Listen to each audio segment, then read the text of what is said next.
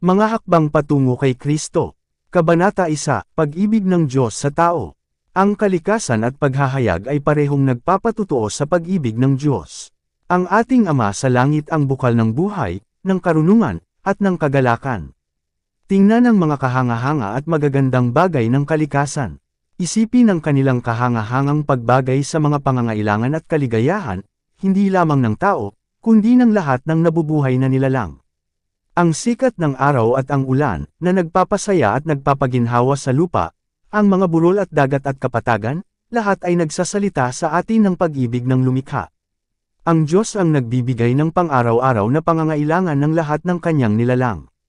Sa magagandang salita ng salmista, ang mga mata ng lahat ay naghihintay sa iyo, at binibigyan mo sila ng kanilang pagkain sa takdang panahon. Binubuksan mo ang iyong kamay, at binibigyang kasiyahan ang pagnanasa ng bawat bagay na may buhay. Awit Kapitulo 145 versikulo 15-16. Ginawa ng Diyos ang tao na ganap na banal at masaya, at ang magandang lupa, dahil ito ay nagmula sa kamay ng lumikha, ay hindi nagbunga ng pagkabulok o anino ng sumpa. Ang paglabag sa batas ng Diyos, ang batas ng pag-ibig, ang nagdulot ng kapahamakan at kamatayan. Ngunit kahit sa gitna ng pagdurusa na bunga ng kasalanan, ang pag-ibig ng Diyos ay nahayag. Nasusulat na isinumpa ng Diyos ang lupa para sa kapakanan ng tao. Genesis Kapitulo 3 versikulo 17. Ang tinik at dawag, ang mga paghihirap at pagsubok na nagpapahirap sa kanyang buhay at pag-aalaga, ay itinalaga para sa kanyang ikabubuti bilang bahagi ng pagsasanay na kailangan sa plano ng Diyos para sa kanyang pag-angat mula sa kapahamakan at pagkasira na dulot ng kasalanan. Ang mundo, bagamat bumagsak, ay hindi lahat ng kalungkutan at paghihirap. Sa kalikasan mismo ay mga mensahe ng pag-asa at kaliwan. May mga bulaklak sa mga dawag, at ang mga tinik ay natatakpan ng mga rosas. Ang Diyos ay pag-ibig, ay nakasulat sa bawat pagbubukas ng usbong, sa bawat spire ng umuusbong na damo. Ang mga magagandang ibon na nagpapatingkad sa hangin sa kanilang masasayang awit, ang mga bulaklak na may delikadong kulay sa kanilang pagiging perpekto na nagpapabango sa hangin, ang matatayog na puno sa kagubatan na may masaganang mga dahon ng buhay na berde, lahat ay nagpapatutuo sa magiliw at makaamang pangangalaga ng ating Diyos at sa ang pagnanais niyang mapasaya ang kanyang mga anak. Ang salita ng Diyos ay naghahayag ng kanyang katangian. Siya mismo ang nagpahayag ng kanyang walang hanggang pag-ibig at awa. Nang manalangin si Moises, "Ipakita mo sa akin ang iyong kaluwalhatian," sumagot ang Panginoon, "Ipapalampas ko ang lahat ng aking kabutihan sa harap mo." Exodo Kapitulo 33 versikulo 18-19. Ito ang kanyang kaluwalhatian. Ang Panginoon ay dumaan sa harap ni Moises, at ipinahayag, ang Panginoong Diyos, maawain at mapagbiyaya, mahaba ang pagtitiis, at sagana sa kabutihan at katotohanan, na nag-iingat ng awa sa libo-libo, na nagpapatawad ng kasamaan at pagsalangsang at kasalanan. Exodo Kapitulo 34 versikulo 6-7. Siya ay mabagal sa pagkagalit, at may malaking kagandahang loob, sapagkat siya ay nalulugod sa awa. Jonas Kapitulo 4 versikulo 2, Mikas Kapitulo 7 versikulo 18. Itinali ng Diyos ang ating mga puso sa Kanya sa pamamagitan ng hindi mabilang na mga tanda sa langit at sa lupa. Sa pamamagitan ng mga bagay ng kalikasan, at ang pinakamalalim at pinakamalambot na ugnayan sa lupa na malalaman ng puso ng tao, hinanggad niyang ihayag ang Kanyang sarili sa atin. Ngunit ang mga ito hindi ganap na kumakatawan sa Kanyang pag-ibig. Bagamat naibigay na ang lahat ng mga katibayan na ito, binulag ng kaaway ng mabuti ang mga isipan ng mga tao, kaya't tumingin sila sa Diyos ng may takot, inisip nila na siya ay malubha at hindi mapagpatawad. Inakay ni Satanas ang mga tao na isipin ang Diyos bilang isang nilalang na ang pangunahing katangian ay mahigpit na katarungan, isang mahigpit na hukom, isang malupit, mapilit na pinagkakautangan. Inilarawan niya ang manlilikha bilang isang nilalang na tumitingin ng may paninibugho upang mabatid ang mga kamalian at pagkakamali ng mga tao, upang madalaw niya ang mga paghatol sa kanila. Ito ay upang alisin ang madilim na anino na ito, sa pamamagitan ng paghahayag sa mundo ng walang hanggang pag-ibig ng Diyos, na si Jesus ay naparito upang mamuhay kasama ng mga tao. Ang anak ng Diyos ay dumating mula sa langit upang ipakita ang Ama. Walang taong nakakita sa Diyos anumang oras, ang bagtong na anak, na nasa sinapupunan ng Ama, siya ang nagpahayag sa kanya. Juan Kapitulo 1 versikulo 18. At walang nakakakilala sa Ama, maliban sa Anak, at sa kanino man siya ipahahayag ng Anak. Mateo Kapitulo 11 versikulo 27. Nang humiling ang isa sa mga disipulo, ipakita mo sa amin ang Ama, sumagot si Jesus, matagal na akong kasama ninyo, at hindi mo pa ba ako nakikilala, Felipe? Ang nakakita sa akin ay nakakita sa Ama, at paanong sinasabi mo, ipakita mo sa amin ang Ama? Juan Kapitulo 14 versikulo 8, 9. Sa paglalarawan ng kanyang misyon sa lupa, sinabi ni Jesus, pinahiran ako ng Panginoon upang ipangaral ang ebanghelyo sa mga dukha. Sinugo niya ako upang pagalingin ang mga bagbag na puso, upang ipangaral ang paglaya sa mga bihag, at ang pagbabalik ng paningin sa mga bulag, upang palayain ang mga nangabagbag loob. Lucas Kapitulo 4 versikulo 18. Ito ang kanyang gawain. Lumibot siya sa paggawa ng mabuti at pagpapagaling sa lahat ng inaapi ni Satanas. May mga buong nayon kung saan walang daing ng karamdaman sa alinmang bahay, sapagkat dumaan siya sa kanila at pinagaling ang lahat ng kanilang may sakit. Ang kanyang gawain ay nagbigay ng katibayan ng kanyang banal na pagpapahid. Ang pag-ibig, awa, at habag ay nahayag sa bawat kilos ng kanyang buhay. Ang kanyang puso ay lumabas sa magiliw na pakikiramay sa mga anak ng tao. Kinuha niya ang kalikasan ng tao, upang maabot niya ang mga gusto ng tao. Ang pinakamahirap at pinakamapagpakumbaba ay hindi natakot na lumapit sa kanya. Maging ang maliliit na bata ay naakit sa kanya. Gustong-gusto nilang lumuhod sa kanyang mga tuhod at tumitig sa nag-iisip na mukha, na may pagmamahal. Hindi pinigilan ni Jesus ang isang salita ng katotohanan, ngunit binigkas niya ito palagi ng may pag-ibig. Ginamit niya ang pinakadakilang taktika at maalalahanin, mabait na atensyon sa kanyang pakikipag-ugnayan sa mga tao. Siya ay hindi kailanman naging bastos, hindi kailanman nagsalita ng isang matinding salita, hindi kailanman nagbigay ng hindi kinakailangang sakit sa isang sensitibong kaluluwa. Hindi niya sinira ang kahinaan ng tao. Nagsalita siya ng totoo, ngunit palaging nagmamahal. Tinuligsa niya ang pagkukunwari, kawalan ng pananampalataya, at kasamaan, ngunit lumuluha ang kanyang tinig habang binibigkas niya ang kanyang masakit na pagsaway. Iniyakan niya ang Jerusalem, ang lungsod na kanyang minamahal, na tumanggi na tanggapin siya, ang daan, ang katotohanan, at ang buhay.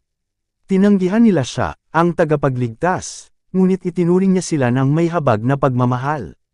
Ang kanyang buhay ay isang pagtanggi sa sarili at maalalahanin na pangangalaga sa iba. Bawat kaluluwa ay mahalaga sa kanyang mga mata. Habang dinadala niya ang kanyang sarili ng may banal na dignidad, yumukod siya ng may pinakamagiliw na paggalang sa bawat miyembro ng pamilya ng Diyos. Sa lahat ng tao ay nakita niya ang mga nahulog na kaluluwa na kanyang misyon na iligtas. Ganyan ang katangian ni Kristo na nahayag sa kanyang buhay. Ito ang katangian ng Diyos. Mula sa puso ng Ama ang mga agos ng banal na habag, na ipinakita kay Kristo, ay dumadaloy sa mga anak ng tao. Si Jesus, ang magiliw, mahabaging tagapagligtas, ay ang Diyos na nahayag sa laman. Unang Timoteo Kapitulo 3 versikulo 16. Ito ay upang tabyusan tayo na si Jesus ay nabuhay at nagdusa at namatay. Siya ay naging tao ng dalamhati, upang tayo ay maging kabahagi ng walang hanggang kagalakan. Pinahintulutan ng Diyos ang kanyang minamahal na anak, na puspos ng biyaya at katotohanan, na magmula sa isang daigdig ng hindi mailarawang kaluwalhatian, tungo sa isang daigdig na nasaraan at napinsala ng kasalanan, na nagdidilim ng anino ng kamatayan at ng sumpa. Pinahintulutan niya siya na lisanin ang sinapupunan ng kanyang pag-ibig, ang pagsamba ng mga anghel, upang magdusa ng kahihiyan, insulto, kahihiyan, puot, at kamatayan. Ang parusa ng ating kapayapaan ay nasa kanya, at sa pamamagitan ng kanyang mga latay ay gumaling tayo.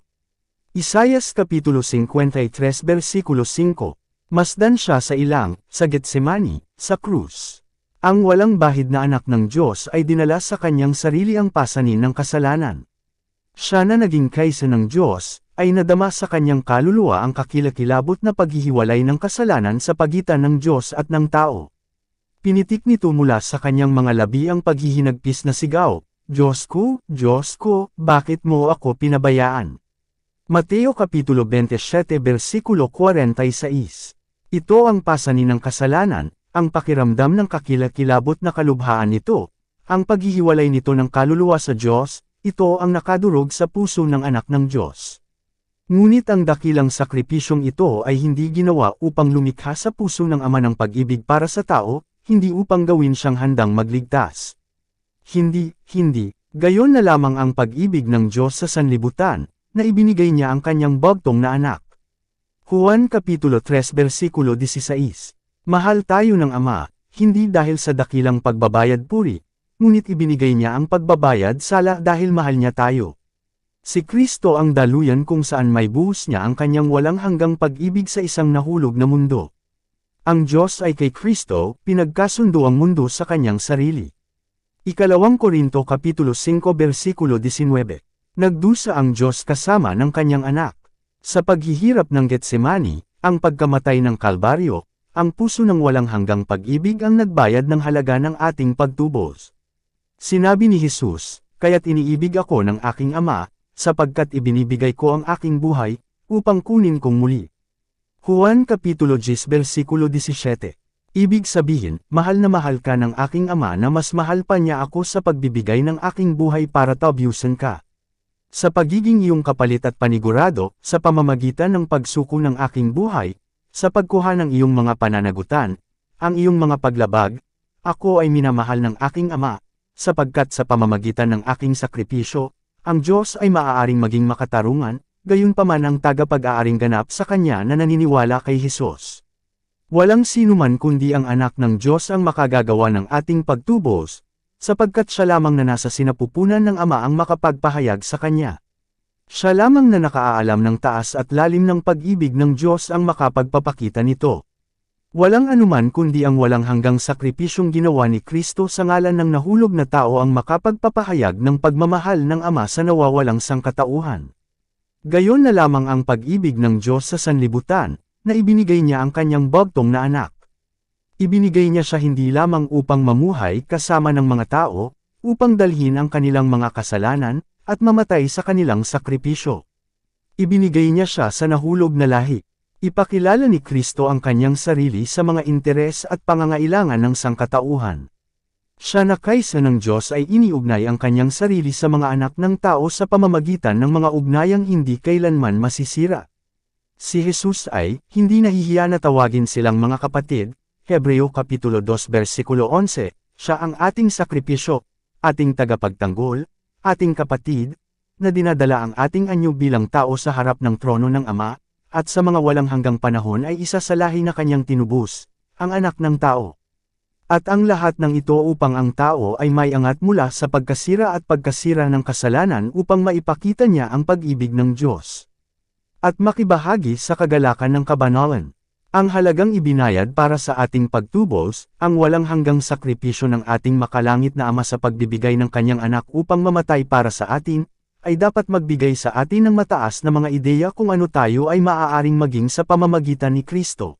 Habang minamasdan ng inspiradong apostol na si Juan ang taas, ang lalim, ang lawak ng pag-ibig ng Ama sa napapahamak na lahi, siya ay napuspos ng pagsamba at pagpipitagan, at, sa pagkabigo na makahanap ng angkop na wika upang ipahayag ang kadakilaan at lamang ng pag-ibig na ito, tinawag niya ang mundo upang masdan ito. Masdan, anong uri ng pag-ibig ang ipinagkaloob sa atin ng Ama, na tayo ay matawag na mga anak ng Diyos.